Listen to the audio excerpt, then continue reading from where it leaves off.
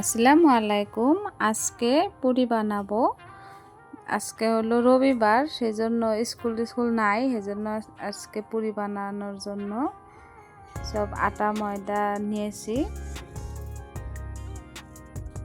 অল্প করে সোডা দিলাম, অল্প লবণ দিলাম, দিয়ে এটাকে অল্প ঘি দিলাম 1 চামচ। এটাকে ভালোভাবে ছেনে নেব।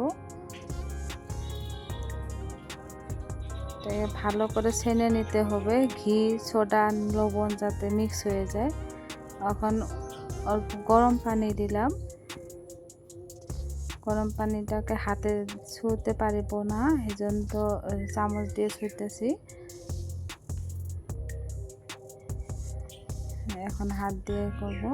এখন অল্প অল্প ঠান্ডা পানি দেব আর হাতে দিয়ে করব।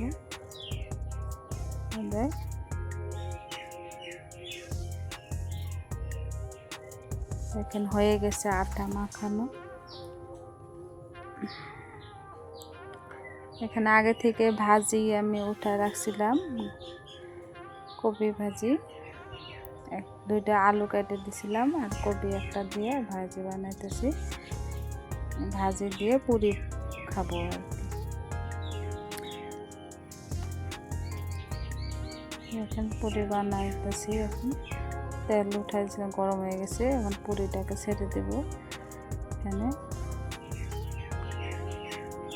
পুরি হয়ে গেছে।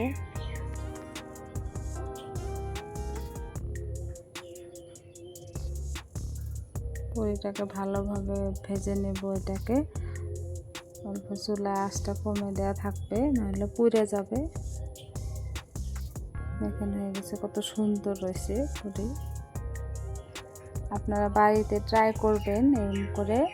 সকালে মানে স্কুল থাকলে ধরো সকালে তো টাইম হয় না লুচি পুরি বানানো, সেজন্য আর কি আজকে স্কুল নাই দেখে লুচি পুরি বানাই দিতেছি আমরা। সবাই খাবার চাইছে, সেজন্য আজকে পুরি বানানো হচ্ছে বাড়িতে। আপনারা বাড়িতে ট্রাই করবেন এমন করে বানানো। খাইতে অনেক মজা হয় এটা, পুরি আর কপি ভাজি দিয়ে।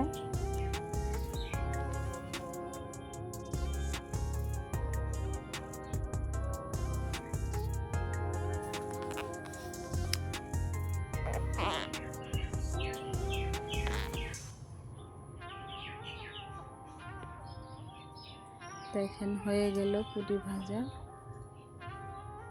ভাজা হয়ে গেছে। এখন রেডি করব।